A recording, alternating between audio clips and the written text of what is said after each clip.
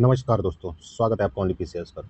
आज से देखिए हम लोग पेपर फर्स्ट का ज्योग्राफी देखेंगे मेंस के लिए। पेपर फर्स्ट आज से शुरू करने जा रहे हैं और ये आपका अल्टरनेट डे पर रहेगा।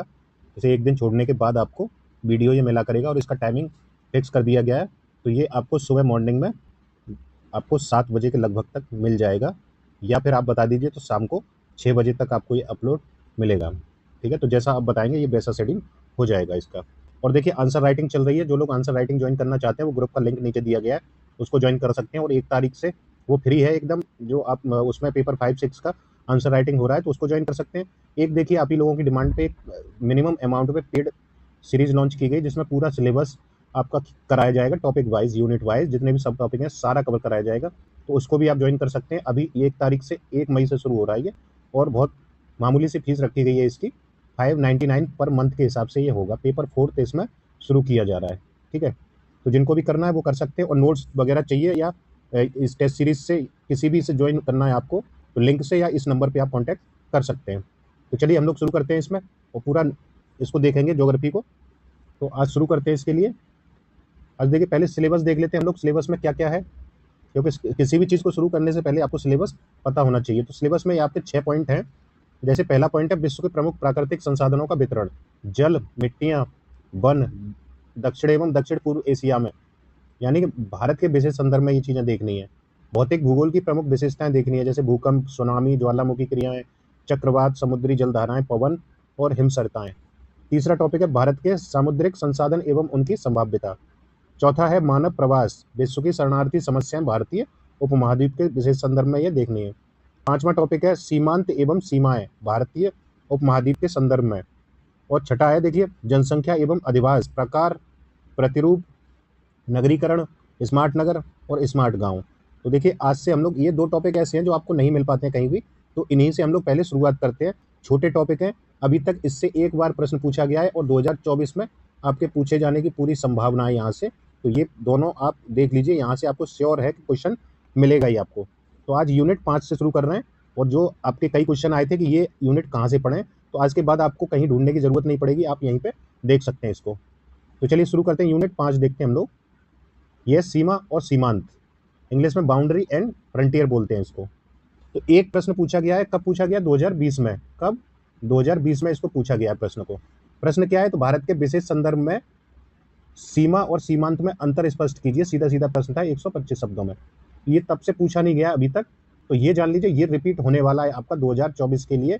स्टार लगा लीजिए, 7 स्टार लगा लीजिए इस पे, कि आपको ये पूछने का पूरा चांस है।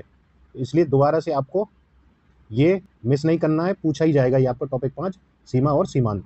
समझ लेते हैं, आइए चलिए शुरू करते हैं हम लोग। सीमाएं क्या होती हैं, पहले तो सीमाएं समझ लीजिए, क्योंकि इनकी डेफिनेशन वगैरह आपको देनी पड़ेगी। अगर ये भी पूछता है तब भी डेफिनेशन, अंतर पूछता है तब भी, और हो सकता है कि आपसे सीधे सीधे पूछ ले और भारतीय उपमहाद्वीप के संदर्भ में आपको डाल दे इसी तरीके से। तो सीमाएं क्या होती हैं? 2 राज्यों को अलग करने वाली रेखा होती है, या किसी राज्य के संप्रभु नियंत्रण के अंतर्गत जो क्षेत्र है, क्षेत्र की बाहरी सीमा निर्धारित करने वाली ये रेखा होती है, जो एक राज्य की संप्रभुता को दूसरे राज्य की संप्रभुता से अलग करती है, पृथक करती है। तो ये क्या है? सीमाएं कहलाती हैं इस। तो डेफिनेशन में इतना आपके पास पर्याप्त है। बाकी ये भी देख लीजिए, अगर कोट करना है तो ये कुछ जोग्राफर्स है, इन्होंने ये बोला है, तो स्पाइकमैन के अनुसार बोला गया है। इन्होंने कहा था कि सीमा रेखाएं वह होती हैं जहां राज्य की दबाव शक्तियां प्राय तटस्थ या निष्क्रिय हो जाती हैं, जहां काम नहीं करती हैं दबाव शक्तियां राज्य की, तो वो क्या कहलाती हैं? सीमा। क्रिस्टोव ने बोला है कि सीमाएं एक संप्रभु सरकार के अंतर्गत रहने वाली जनसंख्या और क्षेत्र को एक साथ बांधती है, उनके ऊपर एक कानून होता है, और ये न केवल प्रशासनिक और आर्थिक रूप से समेकित करता है, यानी एक एकीकृत करता है, अपितु एक राज्य विचार और राज्य धर्म द्वारा आबद्ध भी होता है ये। तो ये है इनके क्रिस्टोव के अनुसार। तो कोई एक डाल दीजिए परिभाषा, क्योंकि आपके पास इतना ही रहेगा। तो चलते हैं आप आगे, और भी कुछ देख लीजिए इनमें, बाकी देखते हैं आगे। पूरा ये टॉपिक आपका फिनिश होगा आज, और इसके बाद आपको कुछ पढ़ने की जरूरत नहीं पड़ेगी। ये न केवल धरातलीय आधार पर पृथक करती है, बल्कि आकाशीय और भौमिकीय आधार पर भी अलग करती हैं ये रेखाएं, एक दूसरे राज्य से, एक देश से दूसरे देश के।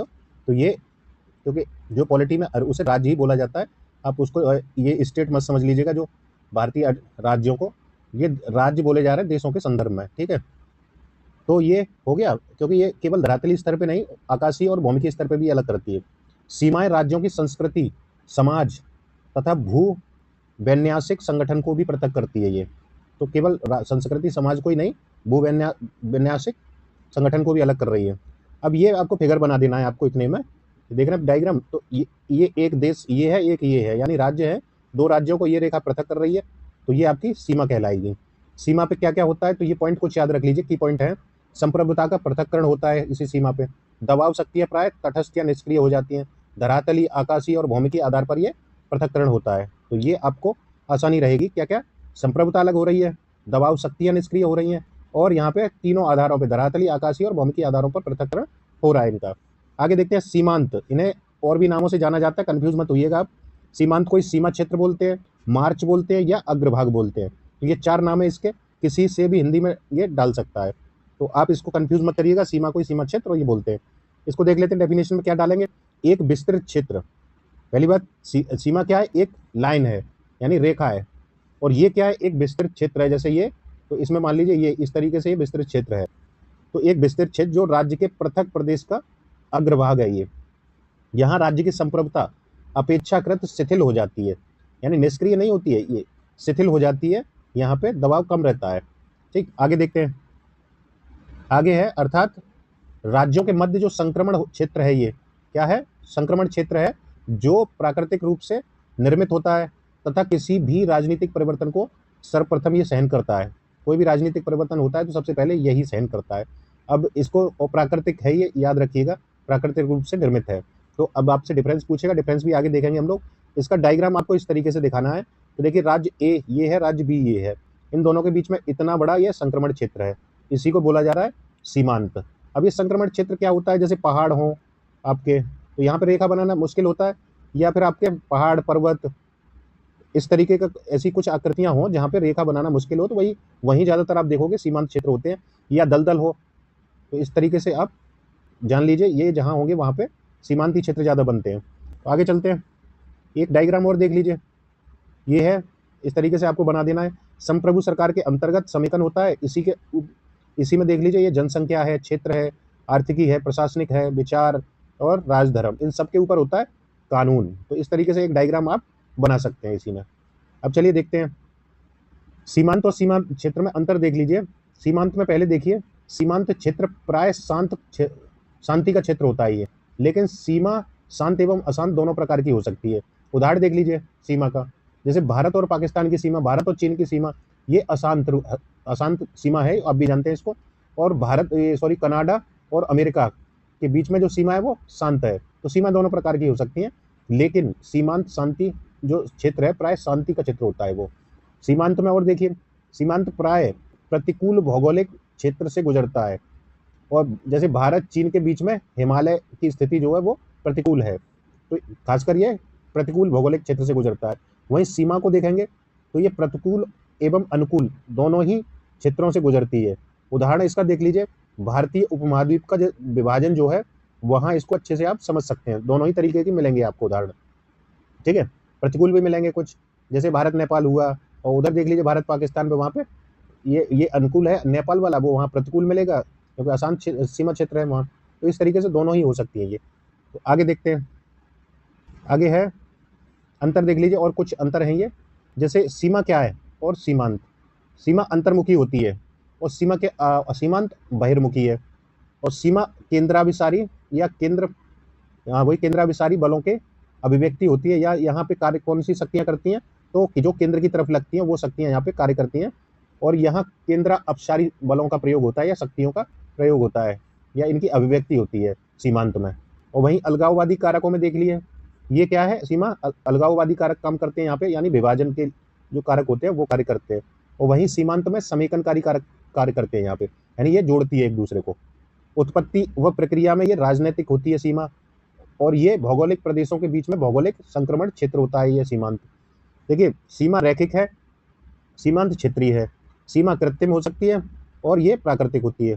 ये वर्तमान की सीमा क्या है, वर्तमान की चीज़ है, क्योंकि ये समय के अनुसार भी परिवर्तित होती रहती है। और ये विगत की चीज़ है ये आपकी सीमांत, क्योंकि ये बहुत पहले ही बन चुकी है, और इसमें परिवर्तन इतना आसान नहीं होता है, या तत्काल परिवर्तन नहीं होता है। जैसे हिमालय बना हुआ है तो वो तुरंत थोड़ी परिवर्तित हो जाएगा, लेकिन ये परिवर्तित हो सकती है। 1947 तक कोई भी भारत पाकिस्तान के बीच में सीमा नहीं होती थी, लेकिन वो सीमा निर्धारित हो गई। तो ये क्या वर्तमान की चीज़ है और ये विगत की चीज़ है। पड़ोसी राज्यों के बीच शक्ति संतुलन में परिवर्तन के कारण सीमा का निर्धारण होता है। जैसे कोई भी शक्ति संतुलन होता है तो ये हो गया। बाकी ये देखिए, ये जो सीमांत है ये भौतिक, भाषाई, धार्मिक या नृजातीय सीमांत जो स्थानांतरित नहीं होते हैं, ये स्थानांतरण इनका नहीं होता है इस तरीके से ये। और इसकी जो क्रियाएं, विशेषताएं बदल सकती हैं, लेकिन किंतु यह अपने स्थान पर ही स्थिर रहती है ये सीमांत। ठीक है, क्योंकि प्राकृतिक है, ये आपने समझ लिया होगा। अब देख लेते हैं कुछ अंतर्राष्ट्रीय सीमाओं का वर्गीकरण 2 आधारों पे होता है, उनको देख लेते हैं। एक तो कार्यात्मक वर्गीकरण दिखाया गया, एक आकारिकीय। कार्यात्मक में क्या वर्गीकरण है? एक तो पूर्ववर्ती सीमाएं और एक अनुवर्ती या निर्जातीय सीमाएं, अध्यारोपित सीमाएं, अवशिष्ट सीमाएं। तो ये इस तरीके से होती हैं, लेकिन आपके सिलेबस में भारतीय संदर्भ में दिया गया है। और ये कुछ अंतर्राष्ट्रीय सीमाएं हैं, देख लेते हैं। अगर आपसे पूछ भी लेगा तो ये पॉइंट याद रखिएगा, आप क्वेश्चन को सॉल्व कर ले जाएंगे। आकारिकी में क्या आता है? तो पर्वतीय सीमाएं हैं, नदियां हैं, जंगल है, दलदल है, झील है, मरुस्थल है, ये सब किसमें आएंगे? आकारिकी सीमा। ठीक है, अब सीमाओं के कार्य देख लीजिए, कार्य क्या क्या होते हैं इसके। तो इसके कार्य देख लीजिए। जैसे सीमाएं सुरक्षात्मक होती हैं, सुरक्षा का कार्य करती हैं। अवरोधक होती हैं, यानी एक राज्य के से दूसरे राज्य के बीच में आवागमन को ये कंट्रोल करती हैं। तटकर भित्ति के रूप में कार्य करती हैं।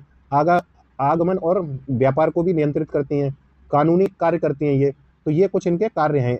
अगर आपसे पूछेगा पहले तो ये पूछना नहीं चाहिए आपसे, सीमा और सीमांत के कार्य पूछे तो ये आप डाल सकते हैं कार्यों में। 4-5 हैं ये, 5 ये आप डाल सकते हैं इनको कार्यों में। तो ये आपका पूरा यूनिट था, आपका 5 यूनिट फिनिश हो गया है। अब इस पे आप प्रश्न भी लिख सकते हैं कुछ भी, कि सीमा एवं सीमांत को परिभाषित कीजिए। इस प्रश्न को आप लिखिएगा खुद से। सीमा एवं सीमांत को परिभाषित करते हुए आपको बताना है कि भारतीय संदर्भ में इसके उदाहरणों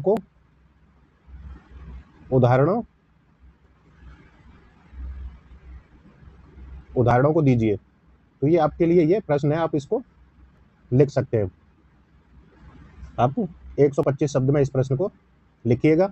ठीक है, तो ये यूनिट थी हमारी। और जिसको आंसर राइटिंग देखिए ज्वाइन करनी है वो कर सकते हैं।